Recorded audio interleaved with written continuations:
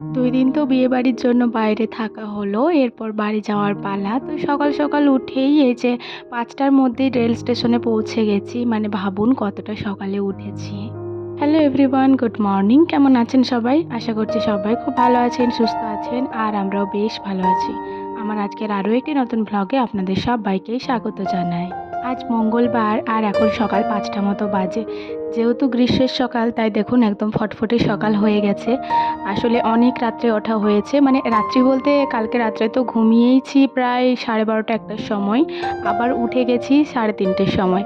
তো উঠে পরে আবার ওই যে কটা জিনিস প্যাকিং করা ছিল ওগুলো সব প্যাকিং করলাম, তারপর আবার রেডি হলাম। রেডি হব বলতে শুধু জামাটি পরেছি, তারপর এরকম কোনো চুল টুল কিচ্ছু আঁচড়াইনি, এভাবেই রেডি হয়ে বেরিয়ে পড়েছি। তো গুরু বাবা টোটো বলে রেখেছিল, তো ওখান থেকে আবার টোটোয় করে রেল স্টেশন অবধি এলাম, তারপর আবার এই যে ট্রেনে করে যাব বেলিয়াতোড়, তারপর ওইখান থেকে আবার বাসে করে বাড়ি যাব। এই দুটো দিন তো মানে না ঘুমিয়েই প্রায় পার হয়ে গেল। আর আগের দিন যদিও বা একটু ঘুমিয়েছিলাম, এই রিসেপশনের দিন রাত্রেবেলায় তো একটুও ঘুম হয়নি, মানে যেদিন এই যে বাড়ি আসছি তার আগের দিন রাত্রে মানে এত দেরিতে ঘুমিয়ে আবার এত তাড়াতাড়ি উঠে গেছি, তো চোখগুলো প্রায় বন্ধ হয়ে যাবার মতো অবস্থা, এতটাই ঘুম পাচ্ছে। তো এই যে আমরা স্টেশন থেকে নেমে পড়েছি, তারপর বাবা আবার একটা টোটো করে নিল। তো টোটোতেই আমরা 3-4 জনাই মানে 4 জনাতেই আর কি উঠে পড়েছি। আর ভাই দেখুন এই হ্যান্ডেলটা নিয়ে কী করছে। আর বাসের মধ্যে এতটাই ভিড় ছিল যে সেটা আর ভিডিও করিনি। একদম এই যে বাসের থেকে নেমে আবার আমাদের যে গাড়িটা রেখেছিল মানে বাইকটা স্ট্যান্ডে রেখেছিল, তো ওইখান থেকে বাইকে করে আমরা এই যে বাড়ি চলে এলাম। আর বাড়িতে এসেই এই যে যে শাড়িগুলো পরেছিলাম এগুলো সমস্তটাই একটু রোদে দিয়ে দেবো, নয়তো এগুলোর অবস্থা খুবই খারাপ হয়ে যাবে। তো সেটাই আর কি রোদে দিয়ে দিচ্ছি, মানে জামাটা চেঞ্জ করে নিয়েছি আর যেগুলো কাচাকুচি করব ওগুলো সব এক জায়গায় জড়ো করে রেখে দিয়েছি। তো ওগুলো এখন থাক, আজকে আর কিচ্ছুটি করব না, কারণ আজকে প্রচণ্ড ক্লান্ত আর প্রচণ্ড ঘুম পাচ্ছে। তো আজকে এসব করতে গেলে কিন্তু আমার শরীর আরও খারাপ হয়ে যাবে। তো এগুলোই এখন রোদে দিয়ে দিই আর ওগুলো কালকে কাচা ধোয়া যা করার করে নেব। তারপর স্নান টান করে আমি অল্প করে খেয়ে নিয়েছিলাম আর তারপর না বেশ কিছুক্ষণ ঘুমিয়ে গেছিলাম, মানে একদম 9:30 থেকে 2:30 অবধি। তো তারপর আবার ঘুম থেকে উঠে আবার এই যে ভাবলাম মাথায় স্নান করব। তো ট্যাঙ্কির জলটা এতটাই গরম যে ওটা আর নিতে পারছি না, মানে আমি প্রায় 1 বালতি জল নিচেতে মানে বালতি করে ধরলাম, তার সত্ত্বেও গরম জলই বের হচ্ছে। তো তারপর আবার এই যে বাইরে কুয়োর থেকে জল তুলে এখানেই স্নানটা করে নিলাম। আর আমি মাথায় যেহেতু স্নান করে নিয়েছি, তো আজকে ঠাকুর ঘরেতেই পুজো করব, মানে জবটা করব আর কি। তো এতটাই গরম এই সানটা কি বলবো। তো এই যে কটা ফুল তুলে নিলাম, ওখানে তুলসী মঞ্চে 2টো ফুল দিয়ে প্রণাম করে নিলাম আর তারপর ঘরের মধ্যে এলাম, মানে ঠাকুর ঘরের মধ্যে। তো এসে পরে বাবার পায়েও 2টো ফুল দিয়ে দিলাম। আর এরপরে এই যে একটু চন্দন ঘষে নেব। অনেক দিন হয়ে গেল আপনাদের সাথে ঠাকুর ঘরে এসে জব করাটা শেয়ার করা হয়নি, প্রায় 4-5 দিন হয়ে গেল। আর 2 দিন তো আমি বাইরেতেই ছিলাম। তো ওইখানে আমি স্নানের পরে একবারই জব করেছিলাম, মানে 2 বার করে আর জব করিনি, কারণ রাত্রে এত লোক মিলে শোয়া হচ্ছিল, তো সে কারণে আর ওখানে করলাম না আর কি। আর তারপরে এই যে আজকে বেশ ভালো লাগছে, একদম স্নান টান করে ঠাকুর মন্দিরে এসেছি। আজকে বাস থেকে নেমে এমন একটা ঘটনা ঘটলো, মানে ওটার কারণে কিন্তু আমার অনেক বড় একটা ক্ষতি হয়ে যেত, কিন্তু ঠাকুরের কৃপায় সেটা আর হয়নি। বাস থেকে নেমেছি, আমি হেঁটে হেঁটে আসছিলাম আর ফোনটা আমার হাতের মধ্যে ছিল। তো ফোনটা এত জোরেই পড়লো যে প্রায় একদম ভেঙে যাওয়ার মতো অবস্থা। কিন্তু হ্যাঁ, ভেঙে যায়নি, ওই ডিসপ্লেটা একটু ক্র্যাক হয়ে গেছে, মানে যে গ্লাসটা থাকে আর কি ডিসপ্লেতে।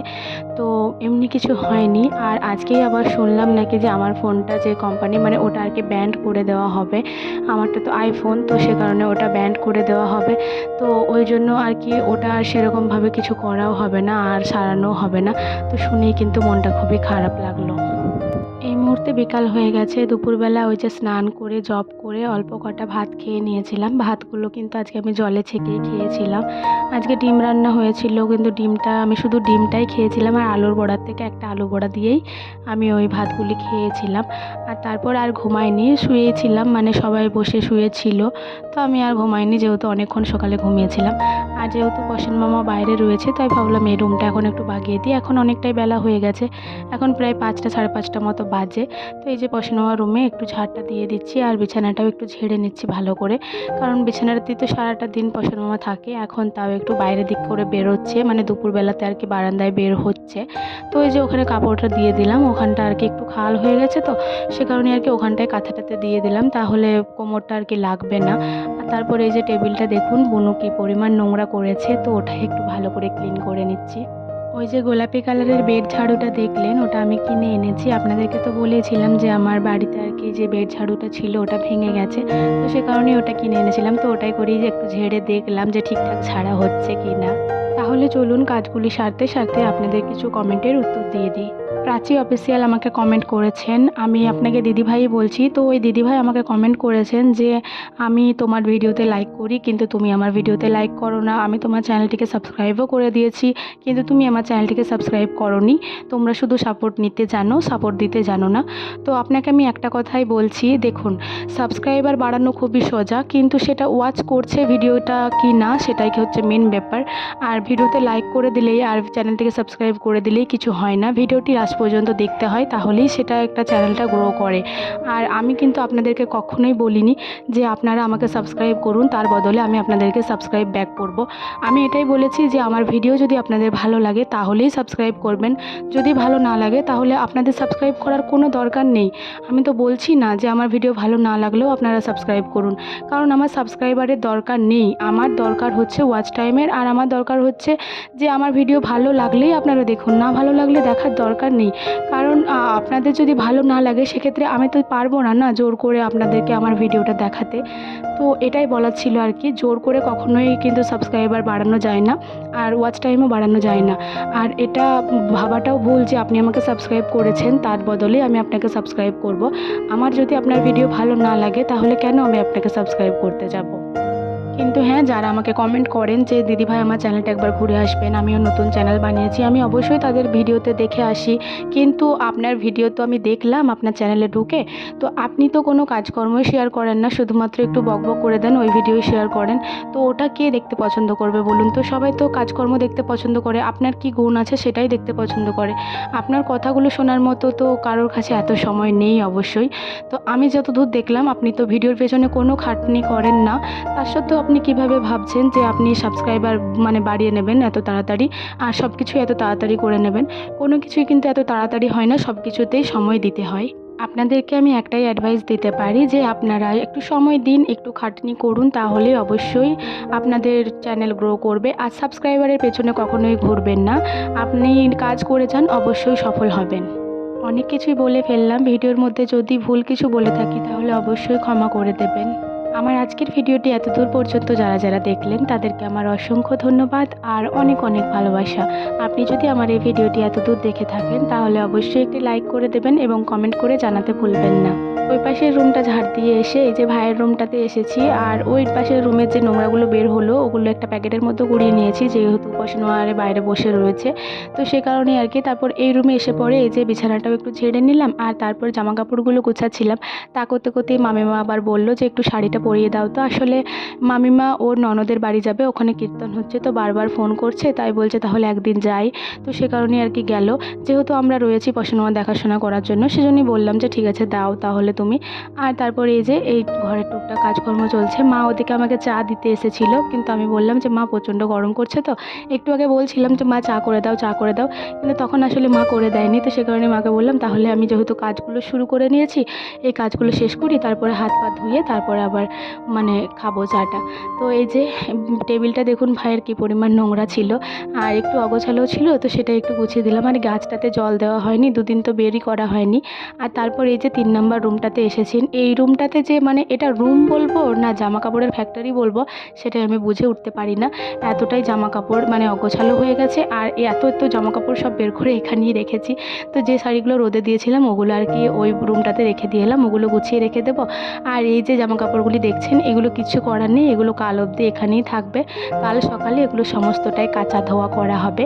আর এদিকে চা চিনির যে কৌটোগুলো ছিল ওগুলো সমস্তটাই অগোছালো ছিল, তো সেগুলো একটু গুছিয়ে দিলাম। আর যে কটা নোংরা বের হলো এই যে এই প্যাকেটটার মধ্যেই আবার এটা কুড়িয়ে নিচ্ছি, যেহেতু বাইরে সবাই বসে রয়েছে আর কুলারটা চলছে, তো ওইটার হাওয়াতে আর কি উড়ে যাবে, তাই এই যে কটা ধুলো ছিল ওই কণটা দিকে করে দিলাম। আর তারপর হাত মুখ ধুয়ে চলে এসেছি এই যে। আর উঠান ঝাড় দেওয়াটা শেয়ার করলাম না, এই মুহূর্তে প্রায় সন্ধ্যা হয়ে গেছে, তো সে কারণেই ওই পুরো উঠানটা তো ঝাড় দিলাম না, ওই সামনেটুকু যেটুকু নোংরা ছিল ওটুকু ঝাড় দিয়ে বাটির মধ্যে সমস্ত নোংরাগুলো কুড়িয়ে দিয়ে এসেছি। আর তারপরে এই যে চলে এসেছি, এসে পরে একটু পাউডার মেখে নিচ্ছি।